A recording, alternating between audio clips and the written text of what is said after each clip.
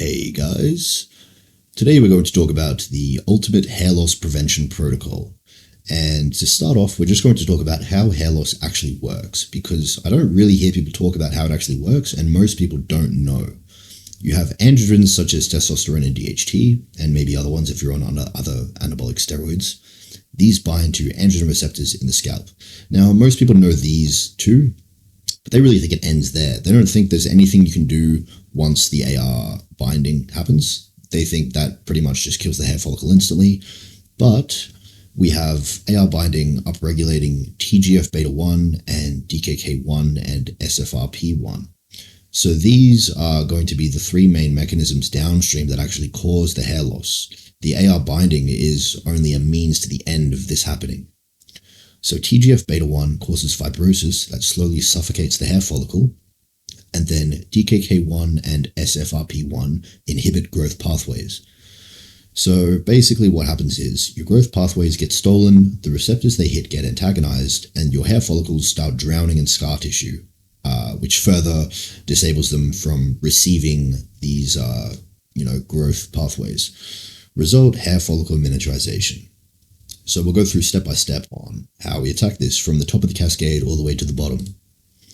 Decrease androgen load. So this is the most basic, most tried and true strategy right at the top of the cascade.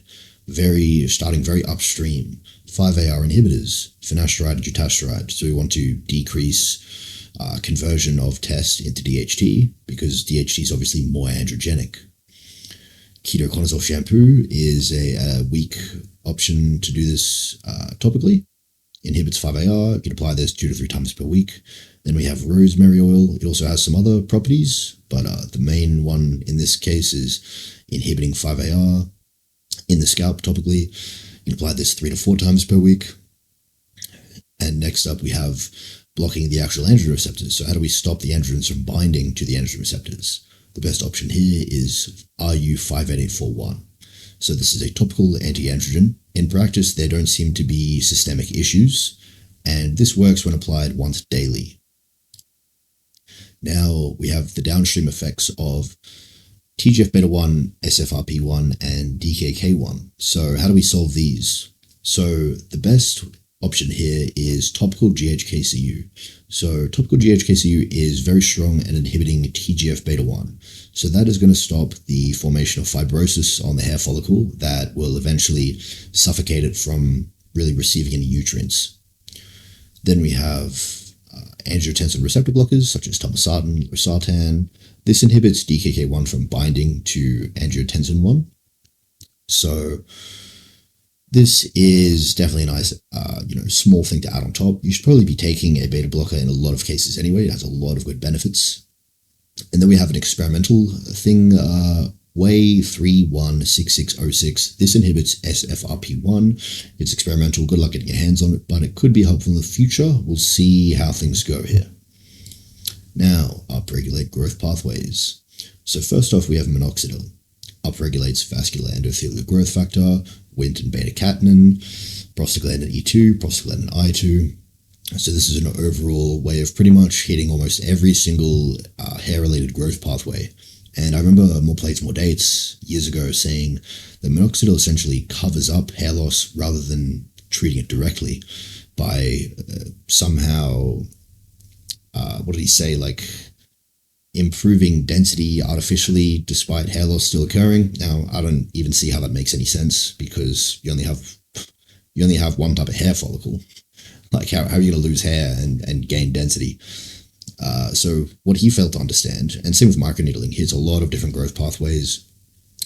These two are really just going more downstream on the cascade to stop the androgen receptor binding from actually affecting all of these growth pathways negatively. So if we keep all of these in check and have all these growth pathways going solid, along with still keeping TGF beta 1 low, like with GHKCU, then yes, the AR will be agonized, which will cause these downstream effects, but then these downstream effects will be blocked here. So hair loss will be prevented. Valproic acid, this is a nice little option as well, activates Wnt and beta-catenin. But, sourcing it's probably not going to be too easy. So I would say stick with these two options. They're very good, very strong. Inflammation and oxidative stress. So this isn't a huge factor, but there are a lot of different ways that inflammation and oxidative stress do cause a lot of problems downstream, just with upregulating a lot of the negative pathways and downregulating a lot of the positive ones. So EGCG 300 milligrams per day, vitamin E 400 IU probably every other day, because taking it too often can actually create like too much of an antioxidant load on your body. Astaxanthin 25 milligrams per day, EPA from fish oil 2 grams per day. So this is a nice anti-inflammatory antioxidant stack, just to make sure your scalp's not getting too much inflammation and oxidative stress. And you could also turn some of these into a topical, especially vitamin E. If you turn this into a topical with vitamin E oil, that could be a very effective option. Same with astaxanthin. Importance ranking. So the 5-AR inhibitors, choose between one of these. RU588 for 1. These are going to be the tried and true, attacking the top of the cascade. Everyone knows this works very effectively, really stopping anything from happening before it happens at all.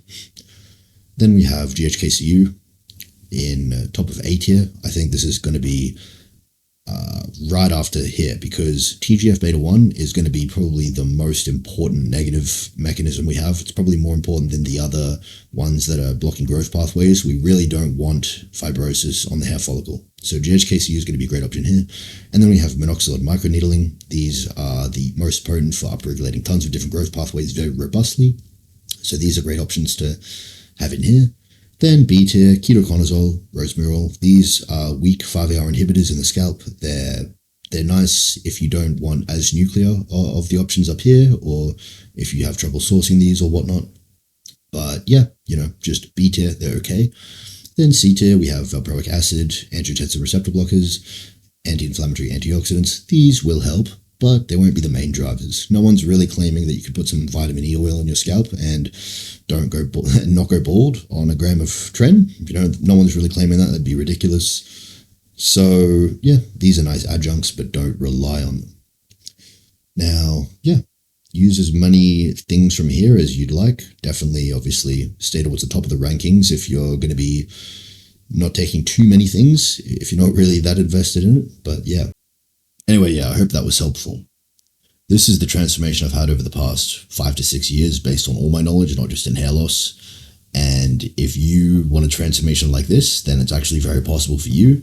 In my course, I teach everything that there is to be done regarding optimizing frame and height, facial development, muscularity, leanness, health and risk mitigation in terms of skin, organs, heart, hair loss, which we've covered in this video, cognitive function, like optimizing intelligence and ability to learn things, neuroplasticity. And this is mainly just honestly one of the most important parts in not being an abused dog. So once you get the external transformation, the thing is, internally you haven't changed at all. So if you have negative reinforcement from growing up, you're going to have to learn how to solve that problem, which I am very well versed in. Mitochondria and energy levels, always nice to have. But yeah, in the course, I pretty much tell you how to completely transform yourself head to toe, every single attribute, mentally and physically. So if that interests you, go ahead. I also have a part of the course is a Discord where you can speak to other community members, a part of the course, and speak to me directly, ask me questions. And if you have a very personalized issue, then I would suggest inquiring about coaching, and we can set up a more one-on-one dedicated type of coaching plan where I can really dedicate a lot of time to your specific issue. But anyway, I hope you enjoyed the video, and remember, do not go bald. That would be horrific and disgusting. And yeah, have a good one.